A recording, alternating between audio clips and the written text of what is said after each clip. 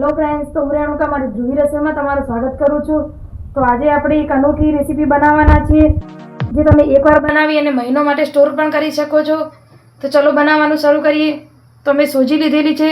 તો આ સોજી ઝીણી છે, તો તમારી જોડે જો મોટી હોય તો તમે એને મિક્સર ગ્રાઇન્ડરમાં ગ્રાઇન્ડ કરી અને થોડી ઝીણી કરી શકો છો। તો ચલો બનાવવાનું શરૂ કરીએ।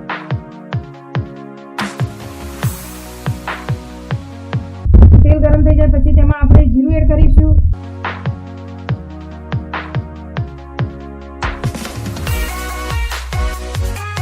સાથે ઝીણું સુધારેલું લસણ પણ એડ કરીશું।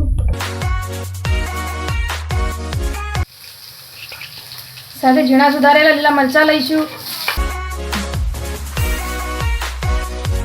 સાથે થોડાક સફેદ તલ, થોડાક ચીલી ફ્લેક્સ, સ્વાદ અનુસાર મીઠું નાખીશું।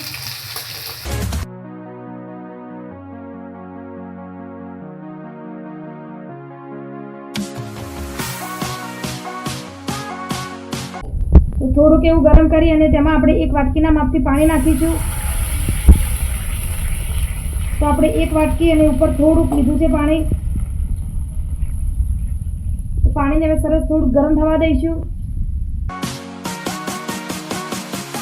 તો તમે જોઈ શકો છો પાણી સરસ ઉકળી ગયું છે। તો હવે તેમાં થોડાક કોથમીરના પાન નાખીશું અને તેની અંદર આપણે સોજી લીધી છે, તો સોજી થોડી થોડી નાખતા જઈશું અને હલાવતા જઈશું।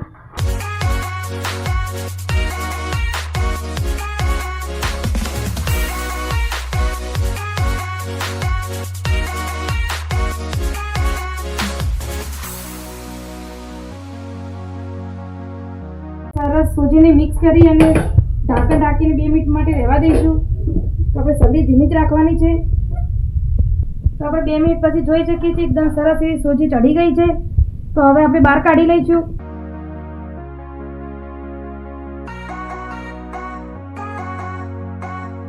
આપણે સોજીને થોડીક એવી હાથ આડે એવી રાખી ત્યાં સુધી ઠંડી કરી લેવાની છે।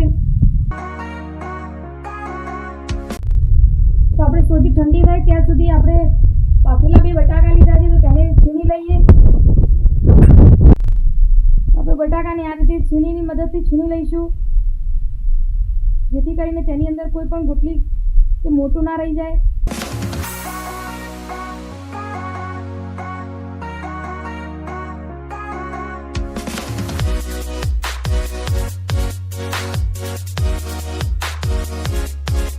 તો તમે જોઈ શકો છો આપણે એકદમ સરસ એવા બટાકાને છીણી લીધા છે। તો સાથે આપણે સોજી પણ ઠંડી થઈ ગઈ છે। તો સોજીને આપણે મસળી લઈશું।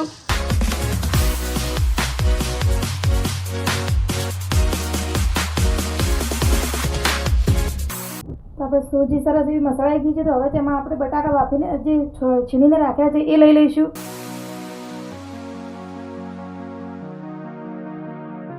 તો હવે તેની અંદર આપણે ચીઝની સ્લાઇસ નાખીશું। જો તમારી જોડે આ ચીઝ હોય તો પણ અને ના હોય તો પણ કોઈ વાંધો નથી, તમે સ્કીપ પણ કરી શકો, પણ હોય તો બાળકો માટે સારું, બાળકોને મજા આવશે ખાવામાં।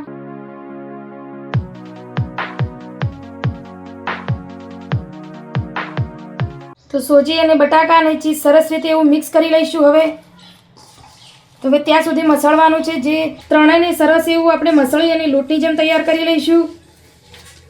તમે જોઈ શકો છો આપણે સરસ એવું લોટની જેમ તૈયાર કરી લીધેલું છે। તો આ રીતે એકદમ સરસ એવું સ્મૂથ કરવાનું છે। તો આપણે જે લોટ બાંધી અને તૈયાર કરીએ છીએ સોજી અને બટાકાનો, એને આપણે આ રીતે એમાંથી એક નાનો લુવો લઈ લઈશું અને આ રીતે ગોળ રાઉન્ડ કરતા જઈશું। મેં થોડુંક કોર્નફ્લોરનો લોટ લીધેલો છે, જે સફેદ મકાઈનો લોટ કહેવાય છે, એ લીધેલો છે।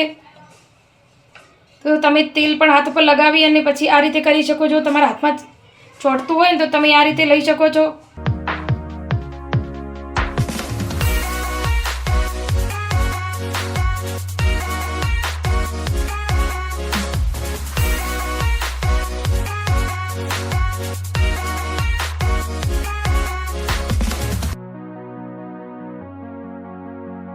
તો આ રીતે આપણે પતલી પતલી વણી અને પછી તેને નાના નાના કટ લગાવી લઈશું।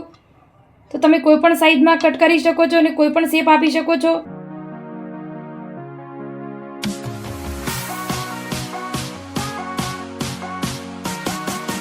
તો આ રીતે આપણે એક શેપ આપી દઈશું.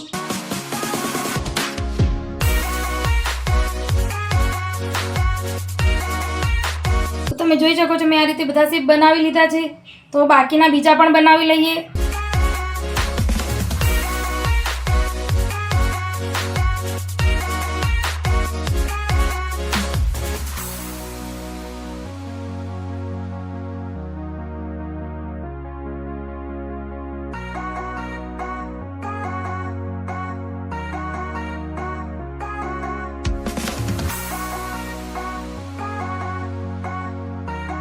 તમે જોઈ શકો છો આપણે બધી જ બાઇટ્સ બનાવી અને તૈયાર કરી લીધી છે. તો એક કપ સોજીમાંથી તમે જોઈ શકો છો કે કેટલી બધી બની છે. તો તમે આ રીતે બનાવી અને એર ટાઈટ ડબ્બો હોય જેની અંદર હવા અવર જવર ન થતી હોય એવા ડબ્બાની અંદર ભરી અને ફ્રીઝરમાં રાખીને 2 મહિના સુધી સ્ટોર કરી શકો છો. જેથી કરીને તમારે ટિફિન બાળકોને આપવું હોય, જો મોડું થયું હોય તો તમારે તરત જ 2 જ મિનિટમાં તમે ફ્રાય કરીને આપી શકો છો. અથવા તો તમારે મહેમાન ઘરે આવે ને ચા સાથે આપવા હોય તો પણ તમે 2 મિનિટમાં જ સરસ એવો ફ્રાય કરી અને આપી શકો છો. હવે આપણે ફ્રાય કરી લઈએ. તો મેં તેલ કઢાઈમાં મૂકી દીધેલું છે પહેલેથી, તો ગરમ પણ થઈ ગયું છે. તો હવે તેમાં આપણે બાઇટ્સ નાખી અને ફ્રાય કરી લઈએ.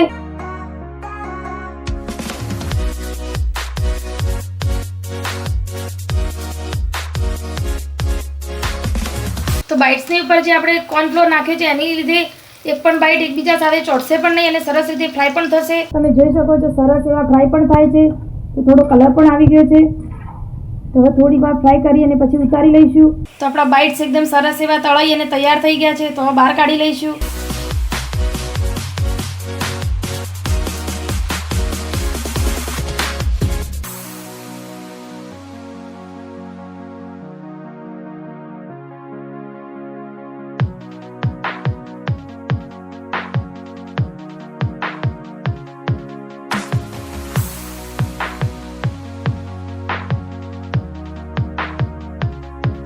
તો આ રીતે આપણે બધા જ બાઇટ્સ ફ્રાય કરી લઈએ.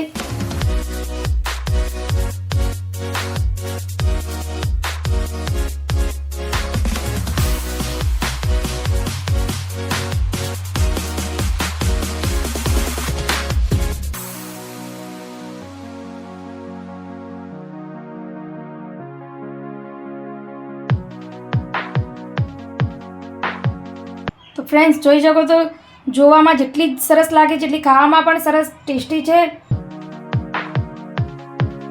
તો તમે બનાવીને ચોક્કસથી ટ્રાય કરજો. તો ફ્રેન્ડ્સ આજની આપણી સહેલી અને સરળ રેસીપી એવી સોજી બટાકાની બાઇટ્સ ઝટપટ બનતી તૈયાર થઈ ગઈ છે.